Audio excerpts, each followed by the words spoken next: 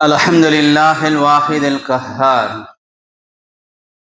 الصلاة والسلام على رسوله المختار وعلى آله الأطهار وأصحابه الأخيار.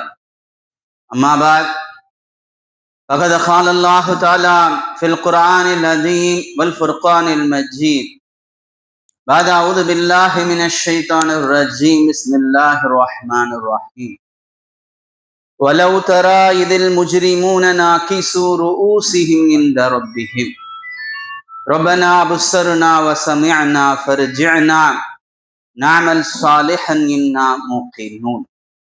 وقال نبينا صلى الله عليه وسلم من ملك زادا أو رحلة تبلغه إلى بيت الله ولم يحج فلا عليه أن يموت يهوديا ولا نصرانيا أو كما قال عليه الصلاة والسلام. எல்லா புகழும் பெருமையும் ஏக இறைவனாம் அல்லாஹ் ஒருவனையே சாரும்.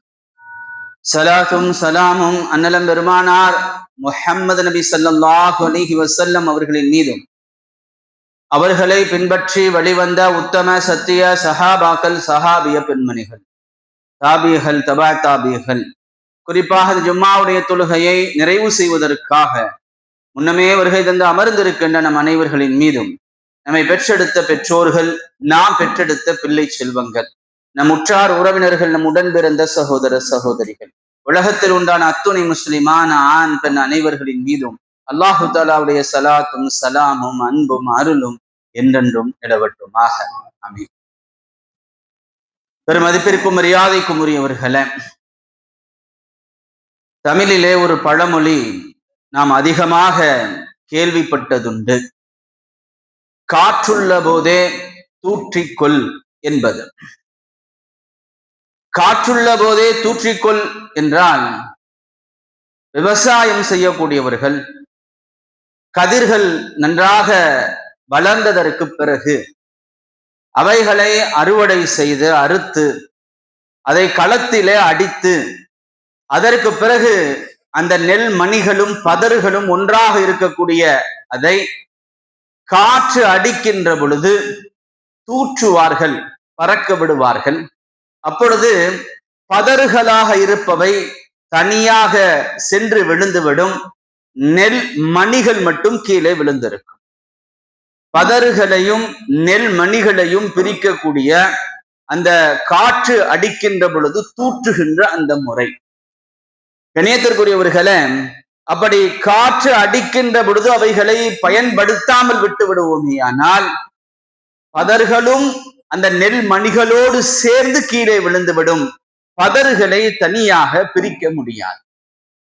கணியத்திற்குரியவர்களே, எதற்காக இந்த பழமொழி சொல்லப்படுகிறது என்றால், நல்ல வாய்ப்புகள் வருகின்ற பொழுது அவைகளை சரியாக முறையாக பயன்படுத்தி கொள்ள வேண்டும் என்பதற்காக சொல்லப்படுகின்ற பழமொழி. கணியத்திற்குரியவர்களே, இதே பழமொழியை இப்படியும் நாம் சொல்லலாம். காற்றுள்ள போதே, அதாவது உடலிலே மூச்சு காற்று உயிர் இருக்கின்ற பொழுதே தூற்றிக்கொள், நல்ல அமல்களை நல்ல காரியங்களை செய்துகொள் என்பதாகவும் இந்த பழமொழிக்கு விளக்கம் சொல்லலாம். கணியத்திற்குரியவர்களே, மனிதனுடைய அந்த மூச்சு காற்று இருக்கிறது, மனிதனுடைய உயிர் இருக்கிறது, எந்த வகையான உத்தரவாதமும் இல்லாத ஒன்று. உலகத்துல பல விஷயங்களுக்கு கேரண்டி, வாரண்டி என்று உத்தரவாதம் கொடுக்கப்படுவது உண்டு, சொல்லப்படுவது உண்டு, எழுத்துப்பூர்வமாக எழுதி தரப்படுவதும் உண்டு. உத்தரவாதம் இல்லாத ஒன்று இருக்கிறது என்றால் அது மனிதனுடைய உயிர்.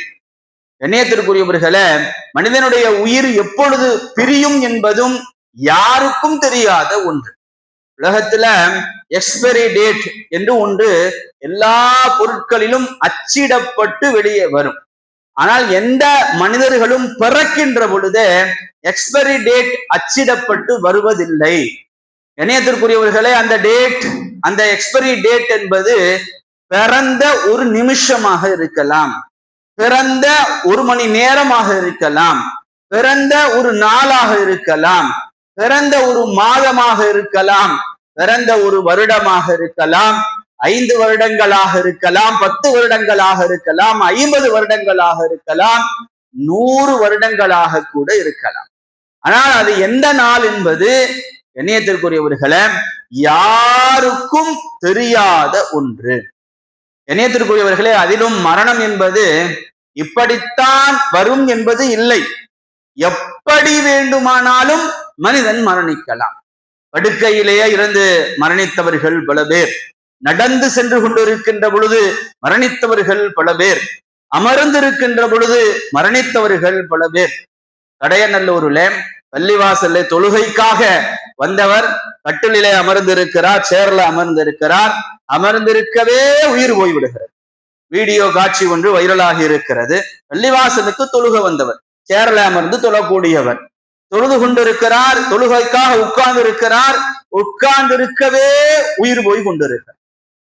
இமாம் மிம்பரிலே குத்துபா ஓதி கொண்டிருக்கவே உயிர் போய் கொண்டிருக்கிறார். சஜிதாவிலே உயிர் போய் கொண்டிருக்கிறது, கியாமிலே உயிர் போய் கொண்டிருக்கிறது, மாடு முட்டி உயிர் போகிறது, மான் முட்டியும் உயிர் போகிறது. சமீபத்திலே மான் ஒன்று முட்டி ஒருவருடைய 2 வீலர்ல முட்டிருச்சு, அவரு முட்டி கீழே விழுந்தவர் தான், அவர் திரும்ப எந்திரிக்கவே இல்லை, உயிர் போய்விட்டார். கண்ணியத்திற்குரியவர்களே, பலவிதமான இப்படித்தான் என்பது இல்லை. உடலில் ஒவ்வொரு உறுப்புகளும் அது காலாவதியாகின்ற பொழுது உயிர் போய் விடுகிறது. இதுல ஆச்சரியம் என்னவென்றால், சிலருடைய உடல் உறுப்புகள் ஆக வீணாகியும் ஒரு உயிரோடு இருக்கிறார், சிலருடைய உடல் உறுப்புகளிலே ஆரம்ப கட்ட வீணாகுதலிலே உயிர் போய்விடுகிறது. அப்படியானால் இந்த உடல் உறுப்புகளுடைய அந்த வீணாகுதல், கெட்டுப்போகுதல் என்பது மரணத்திற்கான காரணம் அல்ல, அவருடைய நேரம் முடிந்து விட்டது என்பதுதான் அதனுடைய காரணம். கண்ணியத்திற்குரியவர்களே, இதயத்திலே பல அடைப்பு இருப்பவர்கள், பல ஸ்டெண்ட் வைத்திருப்பவர்கள் உயிரோடு இருக்கிறார்கள், முதல் அட்டாக்கிலேயே உயிரை விடுபவர்களும் இருக்கிறார்கள். கண்ணியத்துக்கு அப்படியானால் இது காரணம் அல்ல. இதயத்தினுடைய அடைப்போ, இதயத்தினுடைய துவாரங்களோ, ஓட்டையோ, அதனுடைய அட்டாக்கோ காரணம் அல்ல. அவர் உயிர் பிரிய வேண்டும் என்பது இருக்கிறது. கல்லீரல் வீணானவர்கள், மண்ணீரல் வீணானவர்கள், கிட்னி ஃபெயிலியர் ஆனவர்கள் நிறைய பேர் இருக்கிறாங்க. கிட்னில ஒரு தடவை வெயிலாகி அடுத்து ஒரு கிட்னியிலே உயிர் போனவர்களும் இருக்கிறார். என்றால் கண்ணியத்திற்குரியவர்களே, மரணத்தினுடைய முறைகள் என்பது பல வகைகள்ல மனிதர்களுக்கு வந்து கொண்டிருக்கிறது. இது காரணம் அல்ல. மனிதனுடைய உறுப்புகள் கெட்டு போவது என்பது மரணத்திற்கான காரணம் அல்ல. ஏனென்று சொன்னால் அதே உறுப்புகள் கெட்டு போனவர்கள் உயிரோடு இருக்கிறார்கள் என்றால் அவருடைய அஜல், அவருடைய நேரம் அவருக்கு முடிஞ்சிருச்சு, எக்ஸ்பைரி டேட் முடிஞ்சிருச்சு, அதனால் அவர் உலகத்திலிருந்து பிரிந்து விடுகிறார், வஃபாத்தாகி விடுகிறார் என்பதுதான் அதனுடைய பொருள். கண்ணியத்திற்குரியவர்களே, அது மட்டுமல்ல, தனித்தனியான மரணங்கள் என்பதை தாண்டி கொத்து கொத்தான மரணங்கள், இயற்கை சீற்றங்கள். கண்ணியத்திற்குரியவர்களே, கடந்த மாதம் 24ஆம் தேதி வெனிசுலாவிலே நடைபெற்ற பூகம்பம் வெனிசுலாவையே அது புரட்டி போட்டு விட்டது.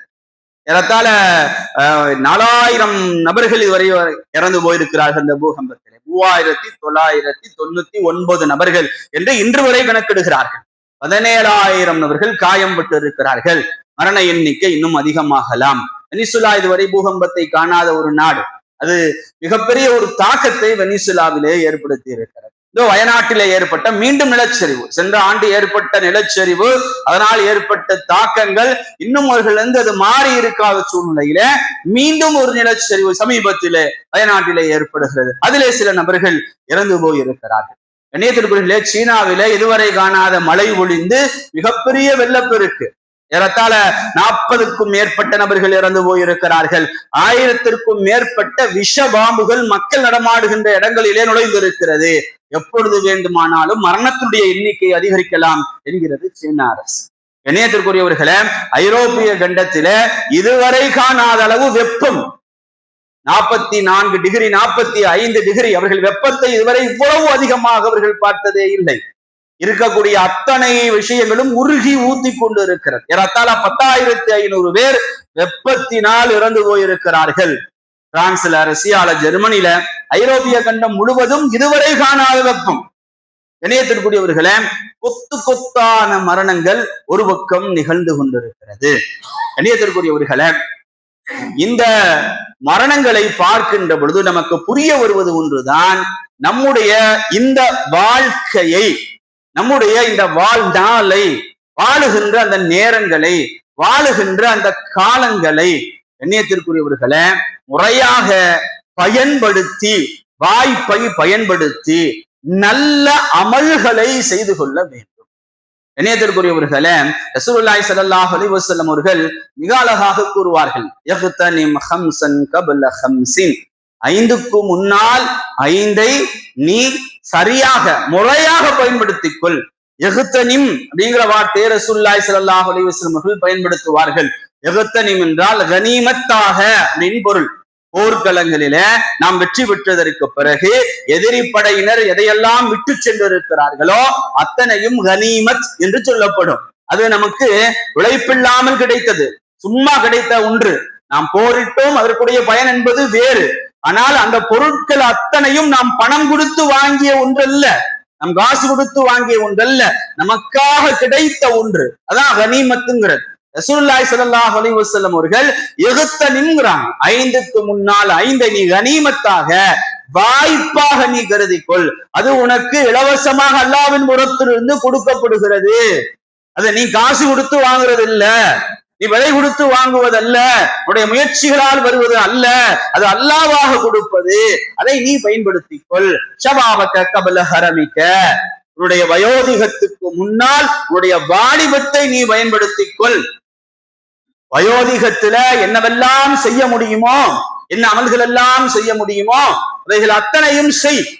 வயோதிகம் ஆகிவிட்டால் வாலிபத்துல செய்யக்கூடிய பல காரியங்கள் உன்னால் செய்ய முடியாது, பல அமல்களை உன்னால் செய்ய முடியாது. நீண்டு முறையாக சரியாக தொழுக முடியாது, உங்களுக்கு நிற்க முடியாத ஒரு சூழ்நிலை, அமர்ந்து தொழக்கூடிய ஒரு மிக பெரும் சூழல் ஏற்படும்.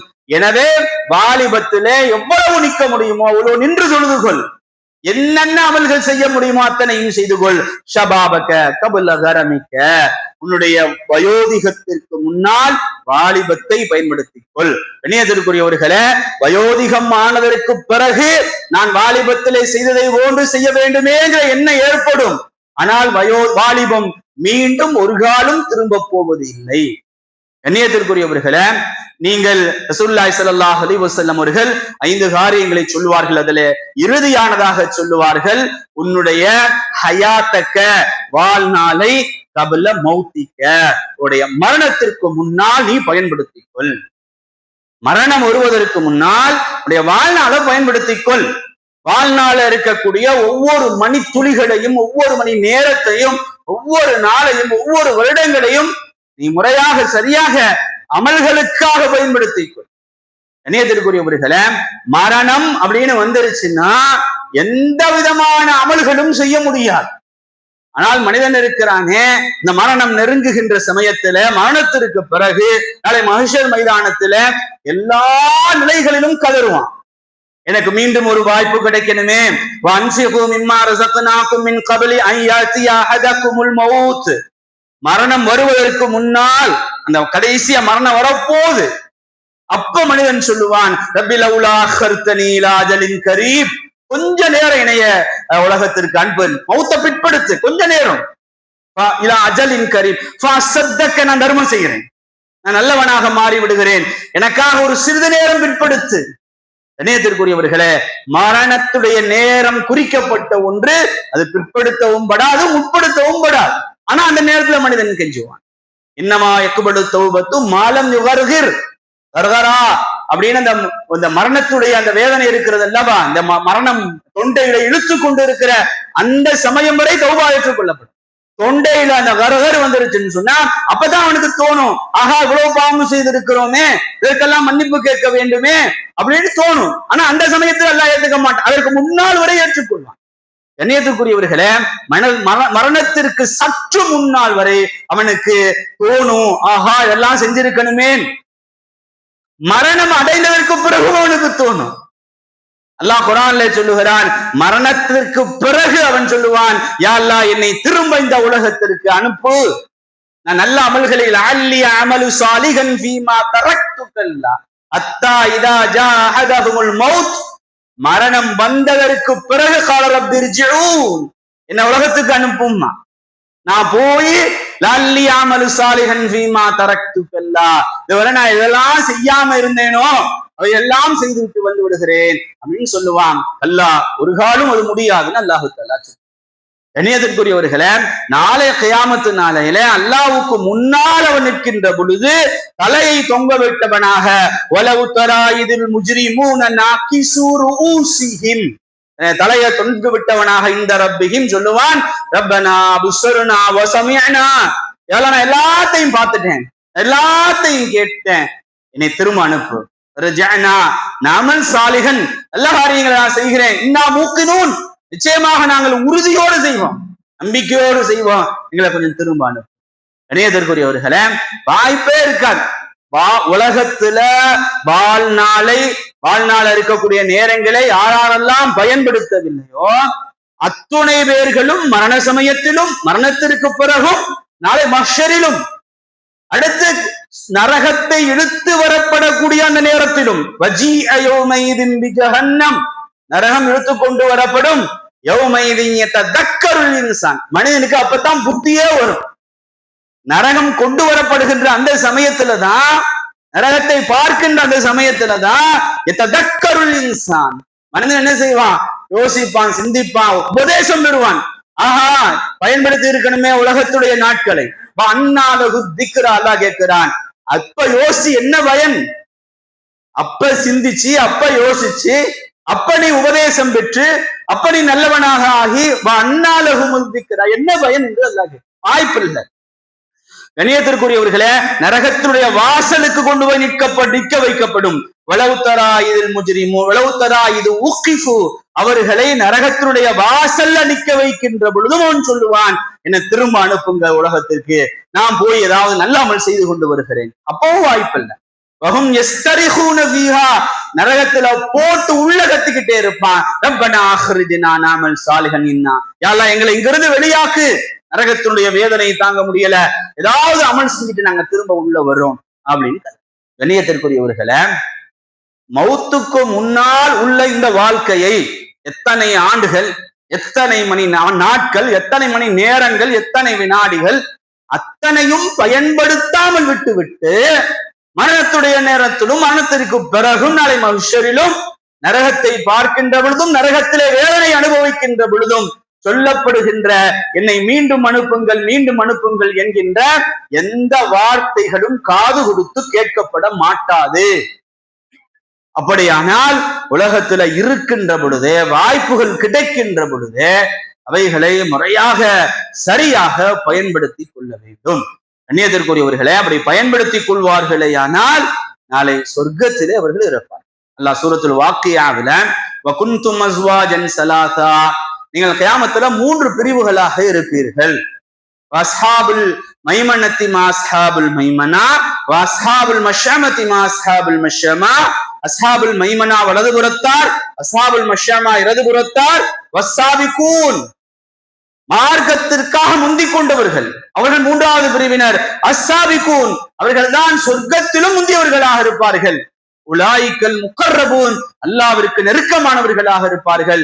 ஜன்னாத்துன் நஈம் சுவனத்துல இருப்பார். கண்ணியத்திற்குரியவர்களே, வாய்ப்பு கிடைக்கின்ற பொழுது அதை அமல்களுக்காக பயன்படுத்தி முந்திக் கொண்டவர்கள், இந்த நேரங்களை பயன்படுத்தி முந்திக் கொண்டவர்கள் நாளை கியாமத்துல சொர்க்கத்துல இருப்பார்கள். கண்ணியத்திற்குரியவர்களே, சொர்க்கத்திலே இருக்கக்கூடியவர்கள் கூட இந்த உலகத்துல சில நேரங்களை நினைத்து கவலை விடுவார்கள். ரசூலுல்லாஹி ஸல்லல்லாஹு அலைஹி வஸல்லம் சொல்கிறார்கள், நரகவாசிகள் எதை நினைத்தும் கவலைப்பட மாட்டார்கள், எதை நினைச்சும் கவலைப்பட மாட்டார்கள்.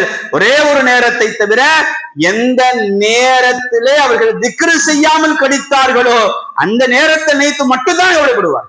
நரகத்துல சொர்க்கத்துல கை செய்தப்படுறதுக்கோ கவலைப்படுறதுக்கோ எதுவுமே இருக்காது. இப்படி கவலைப்படுவதாக இருந்தால் உலகத்துல இந்த நேரம் எல்லாம் திக்ரு செய்யாமல் கழிந்திருக்கிறதே அப்படின்னு நினைச்சு கவலைப்படுவாங்க என்று ரசூலுல்லாஹி ஸல்லல்லாஹு அலைஹி வஸல்லம் அவர்கள் கூறுகிறார்கள். என்றால் கண்ணியத்திற்குரியவர்களே, இந்த ஹதீஸுடைய தாக்கத்தை நீங்க புரிந்து கொள்ள வேண்டும். சொர்க்கவாசிகளே உலகத்துல திக்ரு செய்யாமல் நினைத்து கடந்த நாட்களை நினைத்து கவலைப்படுகிறார்கள், கை செய்தப்படுகிறார்கள் என்றால் நரகவாசிகளுடைய நிலையை நம்ம நினைச்சு கூட பார்க்க முடியாது.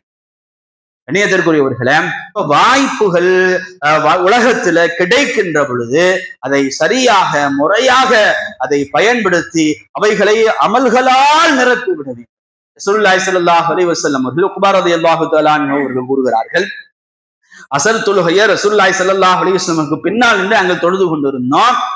தொழுது முடித்தலையோட ரசூலுல்லாஹி ஸல்லல்லாஹு அலைஹி வஸல்லம் வேகமா வெளியே போறாங்க. எங்களை எல்லாம் தாண்டிட்டு வெளியே போறாங்க. ரசூலுல்லாஹுடைய சலாம் கொடுத்த நிமிஷம் வெளியாயிட்டாங்க. இப்படி செய்ய மாட்டாங்க எப்பவுமே. ரசூலுல்லாஹுடைய செயல் எங்களுக்கு ஆச்சரியமாக இருந்துச்சு. எல்லாரும் ஆச்சரியமா பார்த்துக்கிட்டு இருந்தோம். ஒரு வகையில பயமாவும் இருந்துச்சு. என்னன்னு தெரியலையே. ரசூலுல்லாஹ் அப்படி வேகமா கிளம்பி போறாங்க. போயிட்டு தன்னுடைய மனைவிமார்களுடைய ஒரு வீட்டுக்கு போயிட்டு திரும்ப வந்தாங்க. சொன்னாங்க, வீட்டுல வெள்ளி கட்டி ஒண்ணு இருந்துச்சு, அது என்னுடைய வீடுகள்ல இருப்பதை நான் விரும்பல, அது உடனடியாக தர்மம் செய்யப்பட வேண்டும் எனக்கு தோணிக்கிட்டே இருந்துச்சு. உடனே வாய்ப்பு கிடைச்சிச்சு, டக்குனு ஞாபகம் இருந்துச்சு, நான் போனேன், அதை பிரிச்சு கொடுத்துருங்கன்னு சொல்லிட்டு வந்தேன். கண்ணியத்திற்குரியவர்களே, வாய்ப்புகளை, நேரத்தை, காலத்தை மிகச்சரியாக அதை முறையாக பயன்படுத்தி விட வேண்டும். அபூ ஹுரைரா ரலியல்லாஹு தஆலா அன்ஹு சொல்கிறார்கள், புகாரிலிருந்து ஹதீஸ் இருக்கிறது, ஒரு மனிதர் ரசூலுல்லாஹி ஸல்லல்லாஹு அலைஹி வஸல்லம் வந்து, யா ரசூலல்லாஹ், சுவனத்திற்கு நுழைய வைக்கக்கூடிய அமலை எனக்கு சொல்லித்தாருங்கள், கற்றுத்தாருங்கன்னு கேட்கிறார். ரசூலுல்லாஹ் சொன்னாங்க, தஅபுதுல்லாஹ், அல்லாஹ்வை வணங்குங்க, அல்லாஹ்வுக்கு இணை வைக்காதீர்கள், கடமையான தொழுகைகளை தொழுங்கள், கடமையான ஜகாத்தை கொடுங்க, நோன்பு வைங்க. ரசூலுல்லாஹி ஸல்லல்லாஹு அலைஹி வஸல்லம் சொன்னார், யா ரசூலுல்லாஹ், இதை நான் அப்படியே செய்வேன், இதுல எந்த விதமான கூடுதலும் செய்ய மாட்டேன், நீங்க என்ன சொன்னீங்களோ உடனே செஞ்சிருவேன், இதை போய் நான் அப்படியே கண்டினியூ பண்ணிடுவேன். இணையத்திற்குரியவர்களை, வாய்ப்பு கிடைக்கின்ற பொழுது உடனே அதை செய்யணும் அப்படிங்கிற எண்ணம் அவருக்கு வந்தது. ரசூலுல்லாஹி ஸல்லல்லாஹு அலைஹி வஸல்லம் சொன்னாங்க, அவர் போனதுக்கு பிறகு, யாராவது சொர்க்கவாசியை காண விரும்பினா அவரை பார்த்துக் கொள்ளுங்க. இணையத்திற்குரியவர்களை, கிடைக்கக்கூடிய வாய்ப்பை, சந்தர்ப்பத்தை, உலகத்துடைய இந்த நாட்களை, நேரங்களை அமல்களால் பயன்படுத்திக் கொள்ள வேண்டும். ரசூலுல்லாஹி ஸல்லல்லாஹு அலைஹி வஸல்லம் அவர்கள் கூறுவார்கள், கியாமத்து வரப்போகுது, கையில ஒரு செடி வச்சிருக்கீங்க, கியாமத் வந்துகிட்டு இருக்குன்னு தெரியுது, டக்குன்னு நட்டுருங்க. ரசூலுல்லாஹ் சொன்ன வார்த்தையை பாருங்க, உங்களுக்கு கியாமத்தான் வரப்போதே, உலகம்னா அழிய போதே, இந்த செடியை நட்டு என்ன பயன் அப்படின்னு நீங்க யோசிக்காதீங்க. உலகமே அழிய போகுது, கையில செடி இருக்கு, டக்குன்னு நட்டுருங்கிறாங்க ரசூலுல்லாஹ்.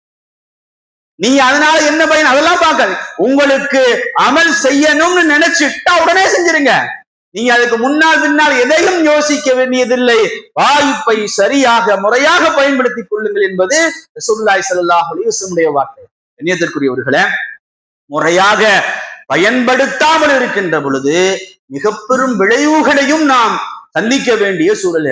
ரசூலுல்லாஹ்வுடைய பெரிய தந்தை அபூ தாலிப், ரசூலுல்லாஹி ஸல்லல்லாஹு அலைஹி வஸல்லம் பெரிய தந்தை அபூ தாலிபுடைய மரண நேரம், மௌத்துடைய நேரம், ரசூலுல்லாஹி ஸல்லல்லாஹு அலைஹி வஸல்லம் அவர்களே இருந்து, லா இலாஹ இல்லல்லாஹ் சொல்லுங்க, நான் கியாமத்தினால அல்லாஹ்விடத்துல சிபாரிசு நான் பண்ணிடுறேன், உங்களுக்கு நீங்க சொல்ல வேண்டியதெல்லாம் மௌத் வரபோது உங்களுக்கு லா இலாஹ இல்லல்லாஹ் மட்டும் சொல்லுங்க, எல்லாத்தையும் நான் பார்த்துக்கிறேன்.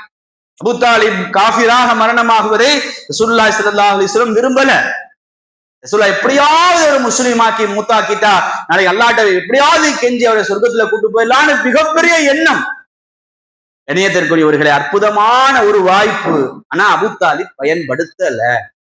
இல்ல, தன்னுடைய மகனுடைய பேச்சை கேட்டு மாறிட்டான் உலகம் பேசும், மௌத்துக்கு பயந்து மாறிட்டான் உலகம் பேசும் அப்படின்னு கலிமா சொல்லாம வஃபாத் ஆகி விடுகிறார். கண்ணியத்திற்குரிய விளைவு என்ன? வாய்ப்பையும் சந்தர்ப்பத்தையும் பயன்படுத்தி கொள்ளாதனுடைய விளைவு என்ன? அபூ தாலிப் முஸ்லிமாக மரணிக்கல, அவர் நரகத்தில் இருப்பார், எந்த விதமான மாற்று கருத்தும் இல்லை. ஆக குறைவான தண்டனை அவருக்கு கொடுக்கப்படும். குறைவான தண்டனை என்பது நரகத்துடைய செருப்பு அவருக்கு அணிவிக்கப்படும். வருகிறார், அந்த செருப்பின் காரணமாக மூளை உருகி ஊத்திரும். அணிவிக்கப்பட்ட செருப்பு, நரகத்துடைய செருப்பு, அதன் காரணமாக அவருடைய மூளை உருகி ஊற்றிவிடும் என்று ரசூலுல்லாஹி ஸல்லல்லாஹு அலைஹி வஸல்லம் சொல்லியிருக்கார்கள். என்றால் இணையத்திற்குரியவர்களை, வாய்ப்பை சரியாக பயன்படுத்தி கொள்ளாத பட்சத்துல விளைவுகள் கடுமையானதா. காரூன் இருந்தா மூசா அலைஹிஸ்ஸலாமுடைய காலத்துல மிகப்பெரிய செல்வந்தர். மூசா அலைஹிஸ்ஸலாம் சொன்னார்கள், அஹ்சின் கமா அஹ்ஸன அல்லாஹு இலைக்க, அல்லாஹ் உனக்கு உபகாரம் செஞ்சிருக்கிறான், பணங்காசுகளை தந்திருக்கிறான், நீ அதே மாதிரி மற்ற மக்களுக்கு கொடு, ஏழைகளுக்கு கொடு, அவர்களுக்கு உபகாரம் செய்யும் சொன்னாங்க. ஒரு அருமையான வாய்ப்பு மூசா அலைஹிஸ்ஸலாம் கொடுக்கிறார்கள். பயன்படுத்தி இருந்திருக்கணும், காரூன் பயன்படுத்தல. என்ன சொன்னா, கால இன்னமா ஊத்தி துவலாயில் இந்தி, இது என்னுடைய திறமையினால், என்னுடைய கல்வியினால் உருவான ஒன்று, இதை நீ எப்படி அல்லாஹ் கொடுக்கலான்னு சொல்லலாம்? கண்ணியத்திற்குரிய வாய்ப்பை பயன்படுத்தல, என்ன ஆனது?